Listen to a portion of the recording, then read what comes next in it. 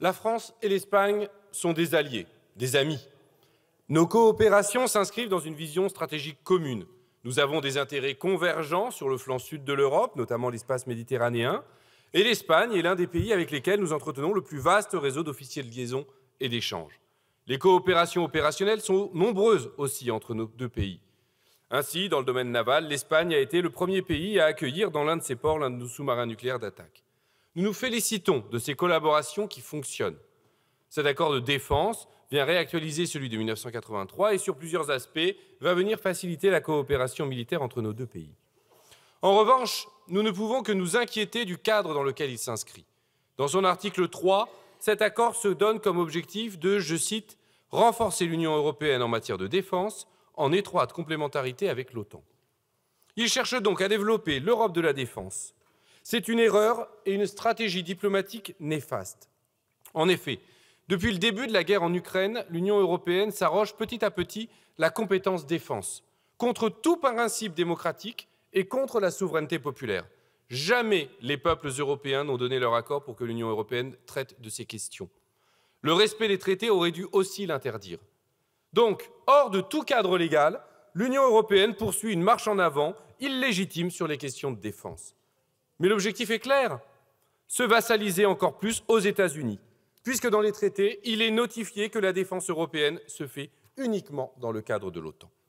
La conséquence de cette Europe de la défense est d'empêcher définitivement toute politique d'indépendance et de non-alignement.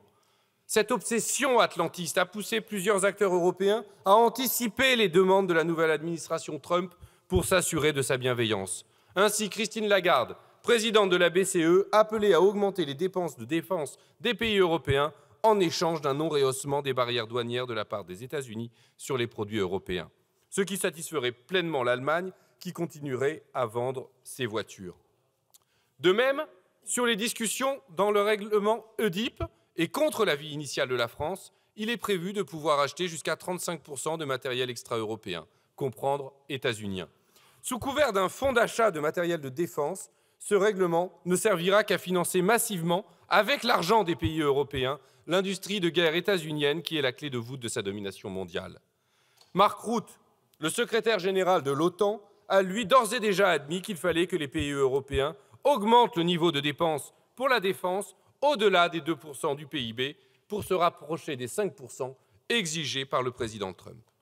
Mais même ces concessions, avant toute négociation, n'auront pas l'effet escompté. Parce que le monde a changé. Parce que la nouvelle administration Trump agit avec autoritarisme pour conserver son rôle de première puissance mondiale. L'actualité récente de ces derniers jours le montre bien.